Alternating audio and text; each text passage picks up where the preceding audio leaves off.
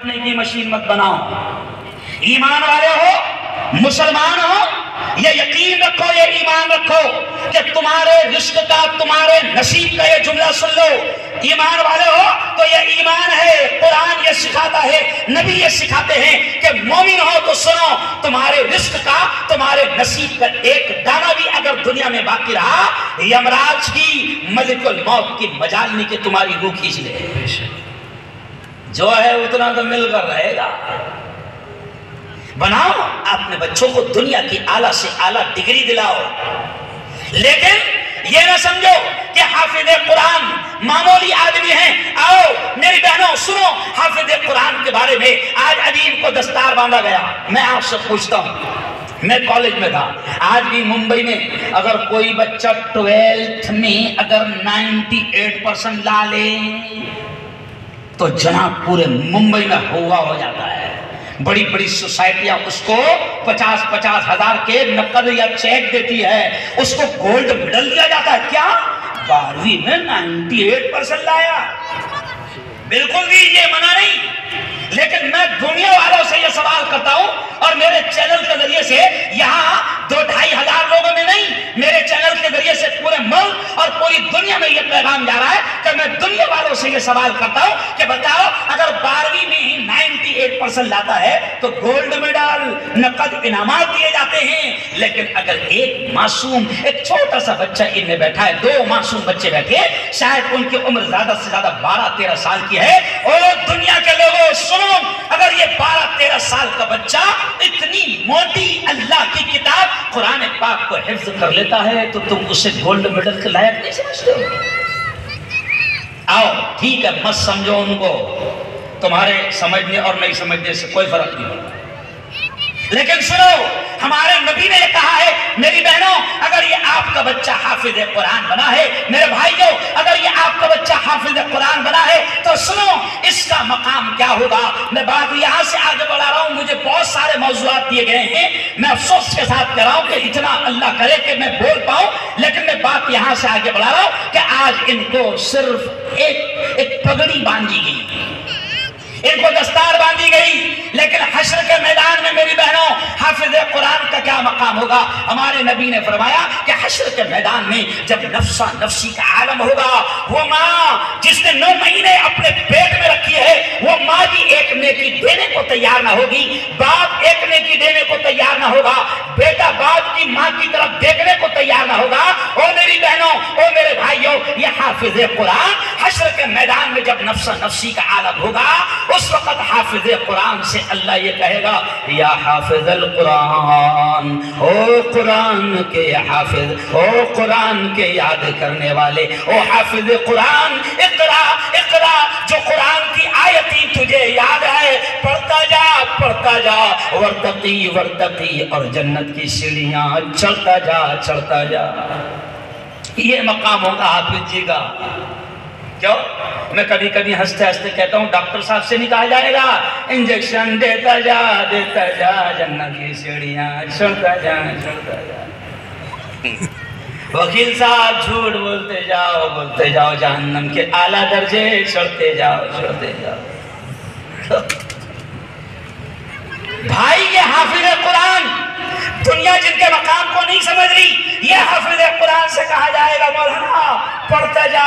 او میرے یار، جو قرآن کی آیتیں، وہ جو تو تراویح میں پڑھتا تھا، وہ جو تو نماز میں پڑھتا تھا، وہ جو تو تلاوت میں پڑھتا تھا، حافظ جی سے کہا جائے گا وہ قرآن کی آیتیں پڑھتا جا، جنت کی سیڑھیاں چڑھتا جا چڑھتا جا. اور حافظ جی کی ماں کا کیا مقام ہوگا؟ حافظ جی کے باپ کا کیا مقام ہوگا؟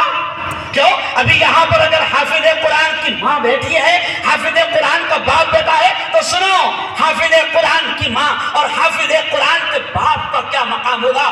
میں نہیں کہہ رہا ہوں، ہمارے نبی نے کہا ہے اور ہمارا یقین ہے، ہمارا ایمان ہے کہ پوری دنیا کا بولا ہوا غلط ہو سکتا ہے، سائنسدانوں کی باتیں غلط ہو سکتی ہے، چاند پر جانے والوں کی باتیں غلط ہو سکتی ہے، مگر ہمارا ایمان ہے کہ محمد مصطفیٰ صلی اللہ علیہ وسلم کی زبان سے نکلے ہوئے الفاظ، بولو زور سے، کبھی غلط، زور سے بولو یار، کبھی غلط نہیں ہو سکتے۔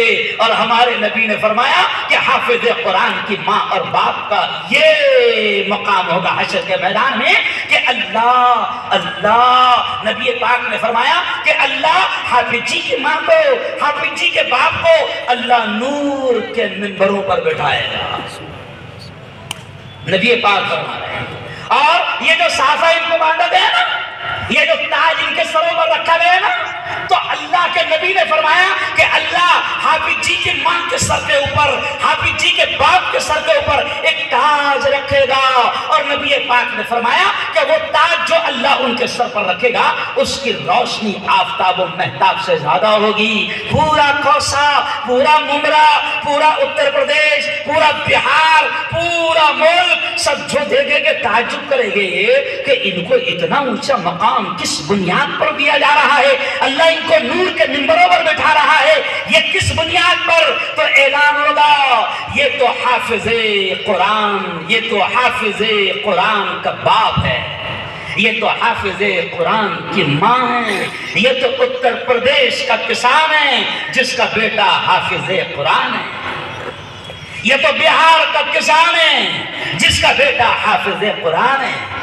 او میری بہنوں، او میرے بھائیوں، یہ اس لیے میں نے ابتدا میں بات کر دیا کیونکہ مدرسے کا جلسہ ہے، اس لیے بات میں نے پہلے یہ رکھا کہ ان حافظ قرآن کو اللہ یہ مقام دے گا۔ یہ جو ادارے ہیں نا، یہ دارالابرار ہو یا یہ جتنے مدرسے ہیں، میری بہنوں، میرے استاد محترم حضرت مولانا علی میاں ندوی رحمت اللہ علیہ فرماتے تھے کہ مسلمانوں، یہ مدرسے دین کے، ایمان کے، اسلام کے قلعے ہیں، یہ مدرسے دین کے، ایمان کے، اسلام کے قلعے ہیں۔ ابھی ہم لوگ گئے وہاں پر آگے، اور دارالابرار کی عمارت کی ہم نے کدال کے ذریعے سے ہم نے باقاعدہ بنیاد رکھی۔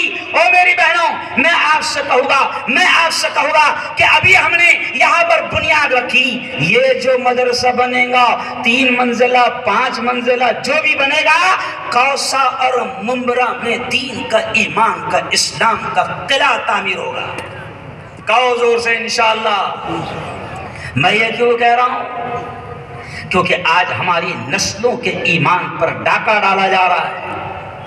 میں یہ کیوں کہہ رہا ہوں؟ کیونکہ آج ہمارے بچوں کے ایمان پر، ہماری نسلوں کے ایمان پر ڈاکہ ڈالا جا رہا ہے۔ یہ جتنے راستے ہیں، ابھی آپ نے رات کو تھوڑا نکل کر دیکھ لینا، یہ قبرستان کا راستہ، یہ جتنے سنسان راستے ہیں، آپ نے دیکھ لینا کہ کس طریقے سے ہماری نسلوں کے ایمان پر ڈاکے ڈالے جا رہے ہیں، اور ہمارے بچے کیسے ارتداد، کفر کی طرف قدم بڑھا رہے ہیں۔ وجہ کیا ہے؟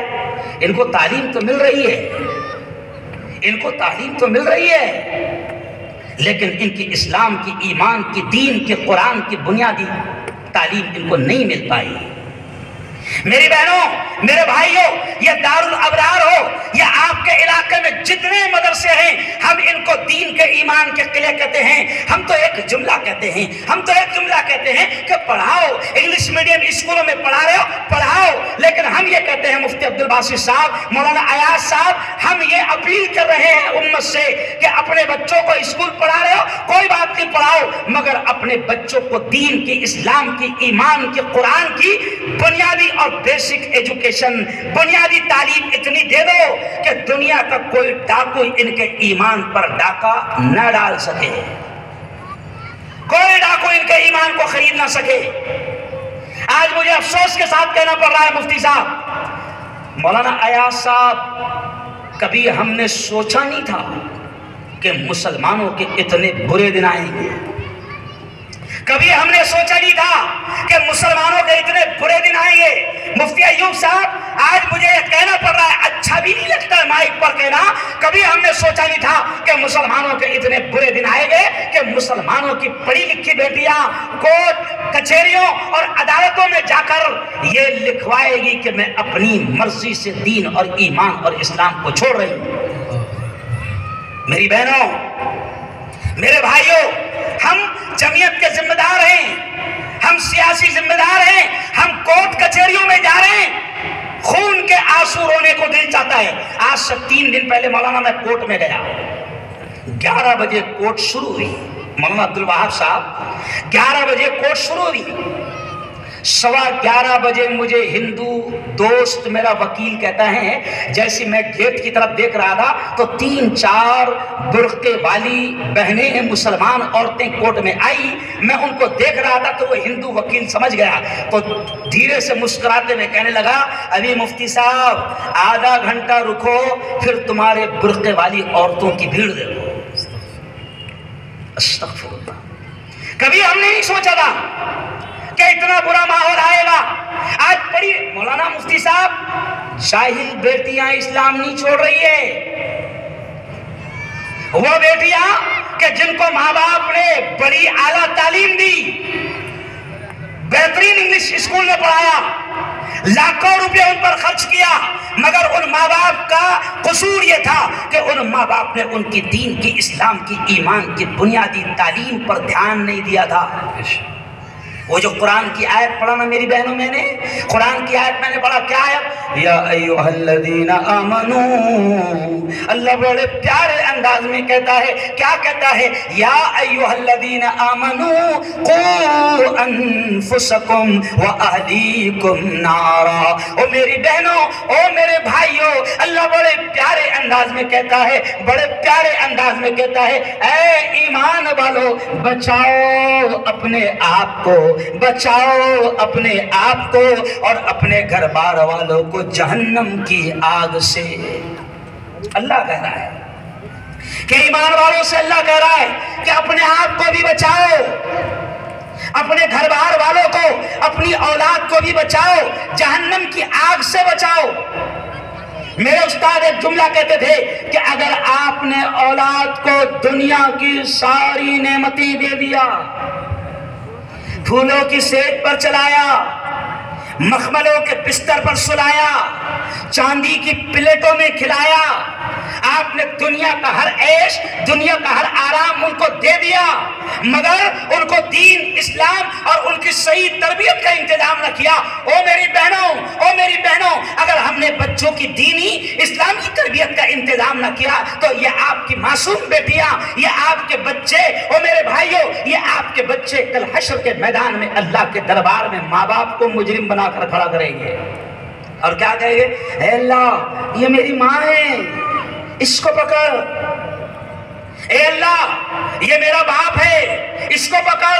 اے اللہ یہ میرا باپ ہے، کروڑوں کی دولت مجھے دے کر گیا، دنیا کی اعلیٰ سے اعلیٰ تعلیم مجھے دیا تھا. اے اللہ یہ میری ماں ہے، بہت لاڑ پیار مجھ سے کیا تھا، لیکن اے اللہ میری اس ماں نے دین کی، ایمان کی، اسلام کی میری تربیت کا انتظام نہیں کیا تھا.